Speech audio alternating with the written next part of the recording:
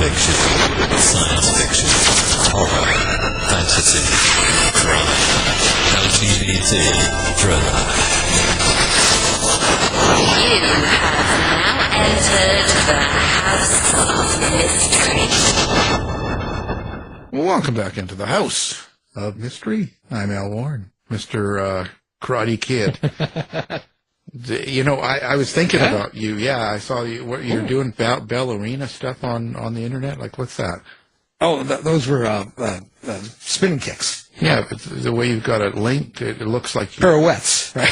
Yeah, it looks like you're doing ballerina pirouettes. stuff. What is the? Come on. Yeah, like who's the Baryshnikov? Yeah. Well, you look just like him. In the old movie White Knights, he's doing all these pirouettes for rubles. Right. And you were doing that? pirouettes for what? Cookies? Just for clicks. Oh. YouTube and TikTok and Reels clicks. I'm just making a spectacle of myself, Al. Well, yeah. You were. I have to say, you're in much better shape than he was ever. Just so you know. Oh, sure. Yeah, just so you know. I mean, my God, Rock is a star. You should be. It's pretty famous, I tell you. Anyway, speaking of famous people, we got a really big writer here. Anyway, so his newest book, The Burning Gem. Mr. Don Sawyer, thank you for coming on the show. Gosh, Alan, thanks for having me on. And now that I know David's a star, I can be a star too. Absolutely. Yeah, you won't be long. By the end of the episode, you'll be getting as much hate mail as he does. Or more. Oh, swell. Well, it doesn't matter if it's positive or negative as long as they know you exist, right? Yeah. Just send it to me. That's what Al does. Yeah. Sends all the hate mail to me. I like it. Yeah. I need someone. So what's going on in Don's life? Like, how did you get into the writing world? Like, who hurt you? Like, what happened? It's funny you mention that. Like, I was at a conference years and years ago, and actually it was a very solemn thing. He was talking about writing about his parents' expulsion from Russia during one of the pogroms there, and how this is sort of a part of their history. But he has just written about it. He said, "It's never too late for revenge." And I always thought that was a pretty good line. So, that's fueled some of my books, I have to admit. But my first book was, just shows you how old I am, it was published in 1979. And that was an adult nonfiction book about our first teaching experiences in a very rural community in Newfoundland. And as I say, this would have been in 72. And it was a fascinating community. It was a fishing community, obviously. It had only had roads for 9 years. So it was in the midst of this rather messy transition from tradition to modernity. And we just sort of happened to show up there as these most decidedly outsiders. And so it was a remarkable experience. I mean, I had just flunked out of my PhD program in modern Chinese history at UBC. And so I was looking for, what do you do if you've been in school, you don't have any real skills? So you're looking, maybe I could teach. And so Newfoundland was desperate enough at that point to actually hire me. But the point of that experience was going in absolutely cold to this remarkable community of something that was so culturally different from anything I had experienced, with kids who were just wide open to any ideas. And they taught me how to teach, really. And then it's a great way to learn how to teach, particularly if you've got kids that know how to direct you and tell you what works and what doesn't work. And so when I'd written a lot of letters to friends about these experiences, because Newfoundland was pretty exotic. And anyway, so when we went back to grad school to finish off our degrees, and a friend of mine said, "Man, you gotta write this. You gotta write a book about this. This is an incredible story." And I said, "Oh, Tom, I can't write a book." He said, "Well, of course you can." So anyway, my father, unfortunately, was dying of cancer at the time. So I went back to be with him, so I had a lot of time on my hands. I wrote this out in a longhand on yellow legal pads, and my long-suffering wife, now of 55 years, was the only one who could read my writing, so she typed it out, and I'd be darned if it didn't get published. And then I was even more amazed when it became a bestseller, and then astounded when it was adopted by teacher training programs across the country. So I kind of got off to a good start. And of course, I was wise enough to know that trying to depend on my writing for my income would be a recipe for disaster. So I continued to work on a whole variety of really interesting educational situations, and many of those, including in West Africa and Jamaica. And many of those experiences found their way into my later writing. That's a long explanation, but that's how I started. Yeah. No wonder the school system's so bad. Well, I think I improved it significantly. Thank you very much. And don't forget, now I've been retired. This went downhill when I left. Well, how did you make the transition into fiction? Well, that's a good question. I've done all kinds of different genres. One of my favorites is that this goes back to the revenge thing. When my daughters were little, I used to tell them bedtime stories about this wretched teacher named Miss Flint that I had in grade 2. And I really did have a wretched teacher, but as you can imagine, I embellished the details considerably. So one Christmas, they gave me just a book. She said, you got to write all of the Miss Flint stories down, and because they're so great, and then rework them and see if you can't get them published. So I did, and they were so much fun to write. And so the first book that came out was The Meanest Teacher in the World, and that did pretty well. And then I brought out a sequel. So those were really fun stories. They were fiction, but they were also fun. But they were used in schools all over the place, and that gave me a chance to talk to kids about writing. And then, I also worked with adults who were a remarkable group of people to work with. Many of them had low reading skills, but they had incredibly complicated and fascinating lives. But, when you're teaching English to this group, you realize that there's just not a lot out there for them to read, not a lot of literature. Either it's dumbed down classics or children's stuff. So I wrote a series of books. They were like novellas, 195, 180 pages. They were written at a relatively low level, but they were pitched at adults. In fact, two of them were based on the lives of two adult students I had, which were absolutely amazing. One guy was a rodeo rider, and another was one of the first heavy-duty equipment operators working in the forests in B.C. So, learning how to write fiction with an economy of words, really to keep the reading level down. It was a matter of avoiding multi-syllable words or too multi-syllable, writing in fairly short sentences, keeping your paragraphs fairly trim. Well, those aren't bad lessons to learn anyway. Then I wrote 2 young adult novels. One, again, a revenge book, was after working in a native Indian community in British Columbia and seeing the impacts of colonialism on the native community as a whole, but particularly on the students and the complete mismatch between what was going on in the school and what was going on in the lives of these kids. And so that book was called Where the Rivers Meet,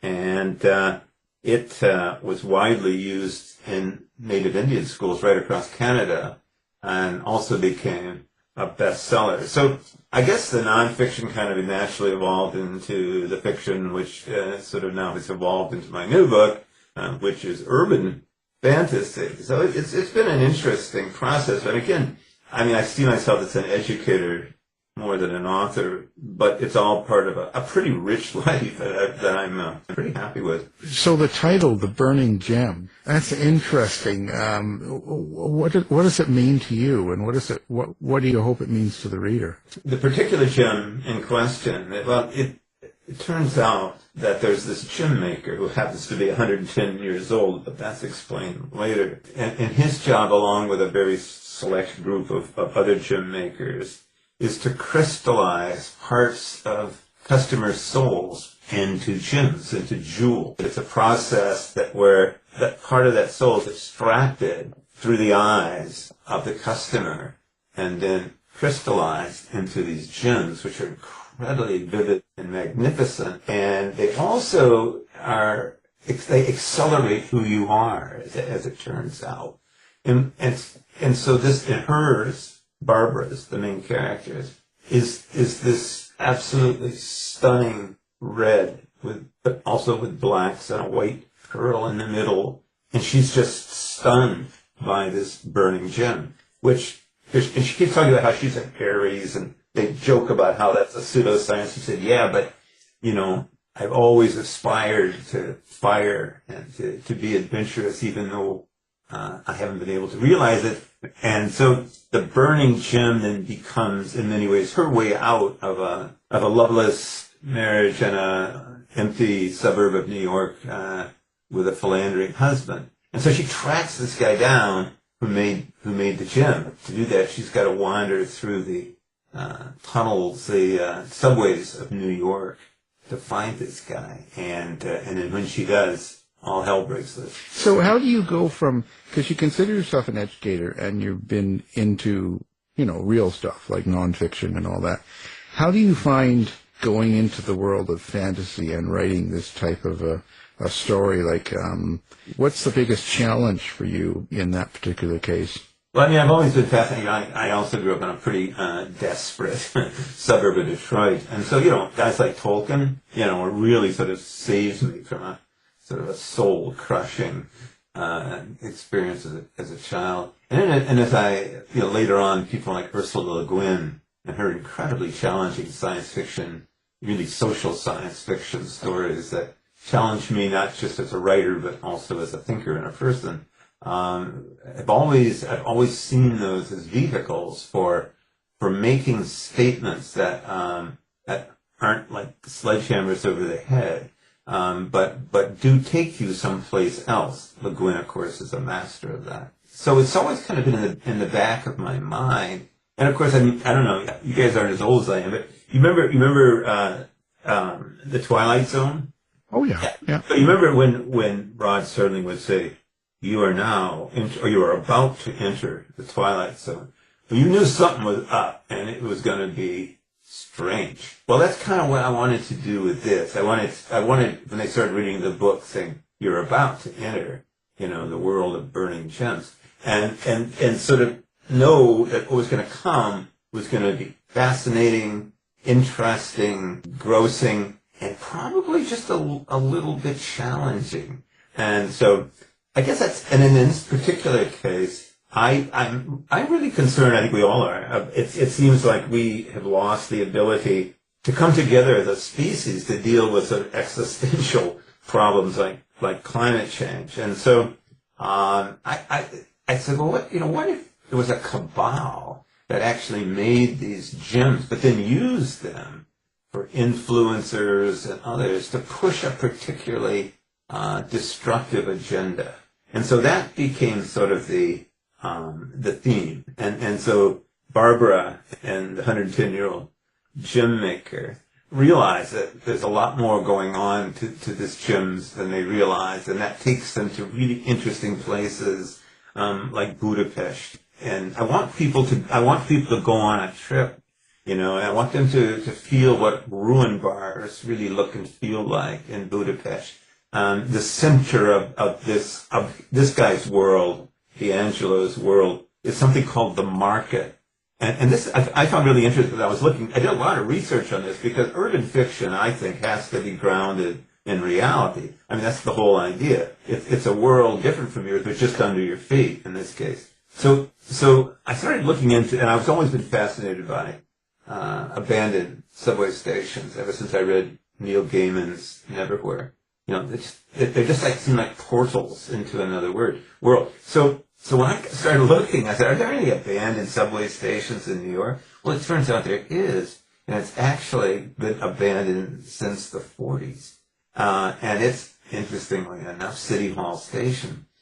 But then I looked further, and it turns out that there was an early attempt at a subway in New York, and it was by, what was his name? Beach. And he created this beach pneumatic railway.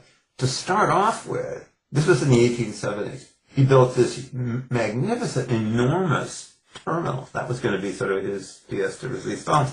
And a few miles of track. And then he went bust in 1873. But this huge underground terminal is still there. And in this book, colonists who are kind of misfits, geniuses, shapeshifters, people with knowledge that isn't recognized or rewarded in the larger society, find their way to this abandoned station and create a sort of utopian community, a syndicate.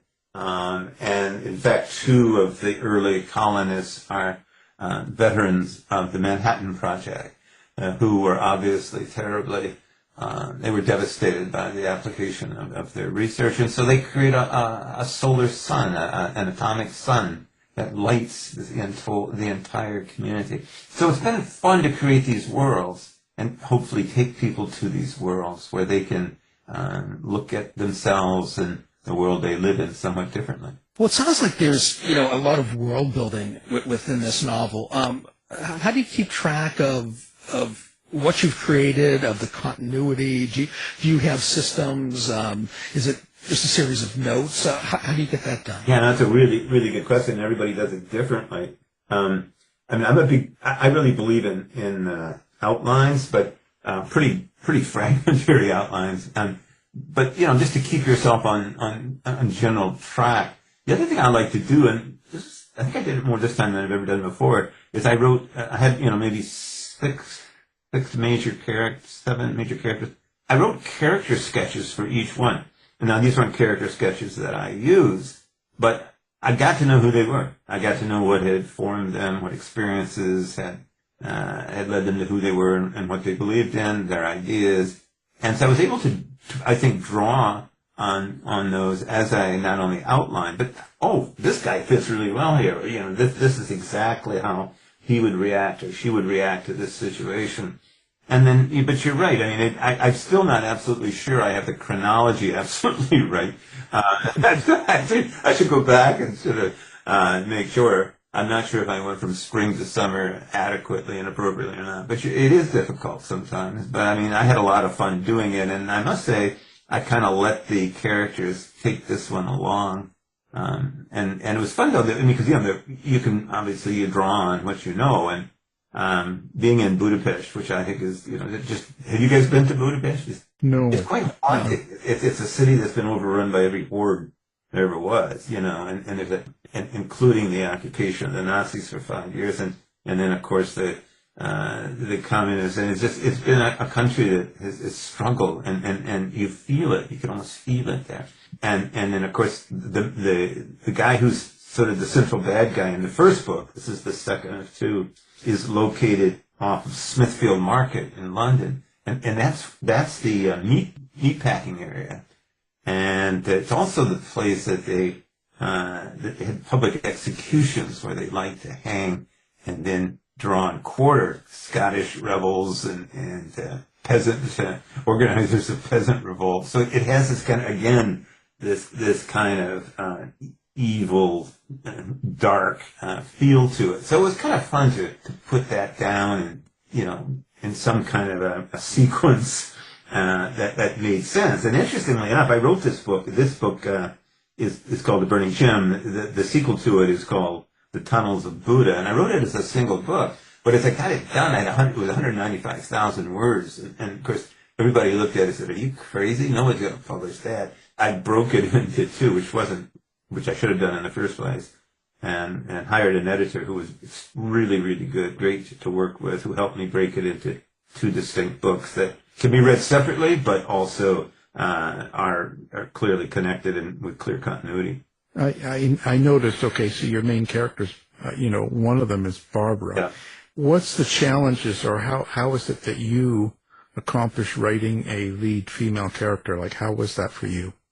This is something we're going around and around on these days more, I think. Yeah. And it's a really good question. I mean, we hear appropriation of voice and that sort of thing. I've also written, I wrote a young adult novel based on my experiences working with Native Indian people where the characters were obviously Native, including an elder. And in those cases, I would say, for example, in her case, you have to show respect, obviously, but I had 4 hours of interview with a local woman who knew and wasn't just because she was old, because she really had lived and known the cultural realities. And so I was able to base a lot of what I wrote on the authenticity of her voice and her knowledge.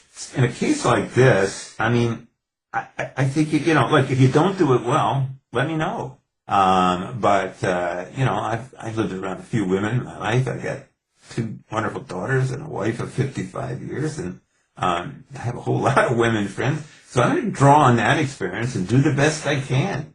And then if I miss the mark, well, sorry, I tried. I do think the obvious, if you take that to this logical extreme, all we'd ever write is autobiography. So I think that having a female character is challenging, obviously, because it's not part of your, quote, lived experience, unquote. But it's not so, it's not like, writing about Martians. I mean, you have a shared experience, and you have learned and listened, and hopefully, and I think you can bring that to your character. And as I say, if you don't, I'm sure people are going to let you know about it. Oh yeah, of course, and some people I know Dave, he like dresses up like a woman and gets right into character, and he writes his character that way. He lives it. It gets right into the role. Yeah. Yeah. So it doesn't matter who he's writing about a werewolf. He actually becomes a werewolf. A werewolf. Yeah. Cool. Yeah. Maybe I'll try that. That's. There you go. What's the acting formula? The Marlon Brando. Method. Method acting. Yeah, he takes it serious. I still get this sense, because you're an educator, or you were an educator, and you have this logic to you, there still must be a subtext. Is there a meaning that comes out of the stories, or something you want the reader to get, other than the entertainment? Absolutely. As I say, I think one of the nice things about urban fantasy is that it gives one an opportunity to look at our world from a slightly different perspective. And so what unfolds in this book, and is more fully explicated in the second book, is that these gym makers are part of a larger, very shadowy group that are basically working to achieve someone just used Nietzsche's ideas of the master and slave, that to convince us that we are not capable, there's only a few people that are capable of ruling, that a society based on democratic principles is impossible, that push divisive policies like tribalism. And I think that in particular is an issue that's become a great concern to me. And I think, as a species, we need to, let's assume, as I'm just reading a guy named David Sampson is a evolutionary biology. Let's assume that distrust of the other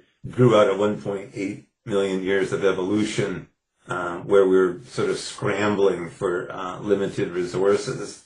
I remember a guy who was an anthropologist, and he said, well, let's face it, if a tribe saw strangers in their territory, and they said, oh, look, new friends, let's have them over to dinner. Well, they're probably not in the gene pool anymore. And so you can see how this would have developed, and maybe even have served some purpose in our dim evolutionary past. But now it's just dysfunctional. We live in a world that we're all thrown in like, a tossed salad. And if we don't figure out ways to get beyond those divisions, I don't see much hope. So these guys end up combating very sophisticated, very adaptive, and very extensive organization committed to sort of these Nietzschean ideas of promoting the master and slave mythology. It's probably more than you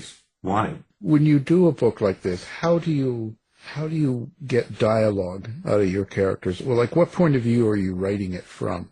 Well, more and more, that's such an important, and I must say working with my editor was so good, helping me to really develop that deep point of view that I tend to write in dialogue, always have. I like dialogue. I really, really like trying to establish voices, distinct voices, so you don't have to try to figure out who's speaking, because obviously this guy's speaking because it's his voice. And I like dialogue because I think I have a good ear for dialogue, not dialects. I'm terrible at that. But dialogue, I think, I listen to how people speak, and I listen to what they say, and I listen to their cadence. And in this particular case, I really had fun developing dialogue. Sometimes it's funny, because it depends on your character. As I mentioned before to David's question, I developed profiles for each of these, character sketches for each of these. So their voices were rooted in who they were and who I made them. And so when a situation arose, I had a pretty good idea how Barbara would respond to it verbally and also emotionally. And of course, connecting that deep point of view, that emotional response to the dialogue to make it real and believable is a trick. And I really enjoyed doing it, and I think it came off pretty well. Dialogue also tends to move a story along. I think these long narrative chunks in too many books, I find kind of slows things down. So I like using dialogue. I think I learned that in working with those novellas. Like, move it along here, guys. Let's have some action. Let's have some. So anyway, I really enjoyed doing the dialogue, and I think it also reflects on the characters, and I'm very proud of my character development. These aren't hopefully anyway, aren't just cardboard cutouts. They're people like Barbara, for example, is desperate to get out of this horrible situation she's in, but doesn't know how to do it. Meanwhile, Zoltan's 110 years old, but he's been frozen essentially in this opulent loneliness and doesn't know how to get out. So, those are the characters. And then slowly but surely they find their agency and they find their voice. And that's what I want to reflect in the book. Well, with establishing that dialogue, the voice, the cadence of those characters, do you hear your characters? Do you have an inner monologue? Is that how, through hearing the characters, is that how you put it on the page? Or do you have another way of doing it? Yeah, I think I haven't really thought about it, but I think you're probably right on. Like the main character, who's one of the main characters, he has a tendency, which some people might find irritating after a while, to end his Eastern Europe. He comes to say that was a remarkable trip, yes. And so the tone rise at the end, right, asking a question is typical. So yeah, I do have these sort of dialogues in my head. How would he say this? Yeah, he would say it like this. And I've got another character who's he's a thug and an enforcer and grew up in London and was basically a gang member. So what language how would he speak? Because I actually looked up some slang words in English slangs that would be used and so incorporated those into it. But I also had I know he's not going to talk in eloquent long sentences. He's going to talk in short, choppy sentences. Not that the guy's dumb. On the contrary, he turns out to be a brave and courageous man. That's not the point. But what is his voice? What does he say? How does he say it? That authenticity, I think, is what makes us believe characters are disparate. So you've been writing a long time. Yeah. What does writing a book like this do for you? When you come out of it, how do you think it changes you?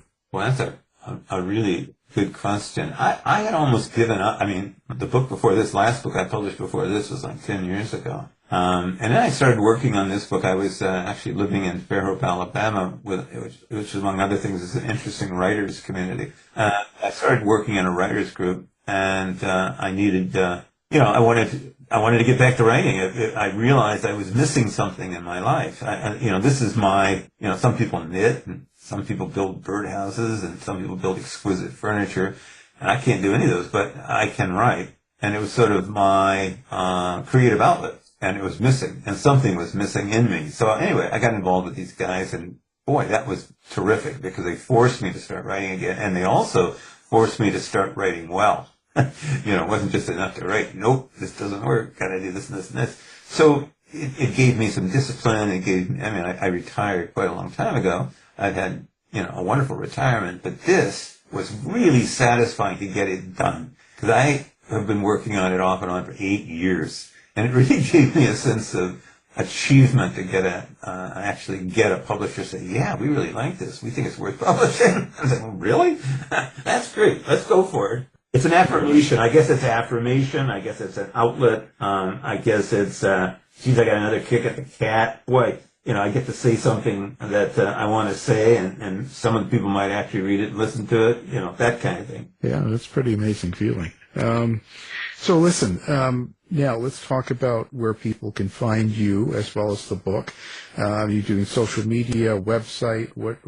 Where do they find you? Yeah, sure. My personal website is just donsawyer.org. And all of my information on my books and previous books, and even if you want how to buy them, is there. And then, of course, I have a page. All those books and other books are available on Amazon. I have a Facebook page. You just look up Don Sawyer Books. That'll take you to that. And I've done a lot of international development work, and that, as I say, has informed a lot, like in Jamaica and West Africa. And I have a website about that work, which is northerned.com. And so people might, if they're interested, they can check those out.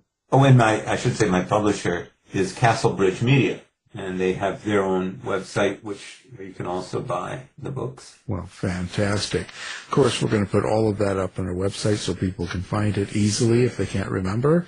And what can I say? It's been a good conversation. We appreciate you being here. Oh, gosh, it's been really fun to both you and David. I've really enjoyed it, too. Fantastic. Now, the book is called The Burning Gem, and it's Don Sawyer. Thank you. Thank you. Thanks, Don.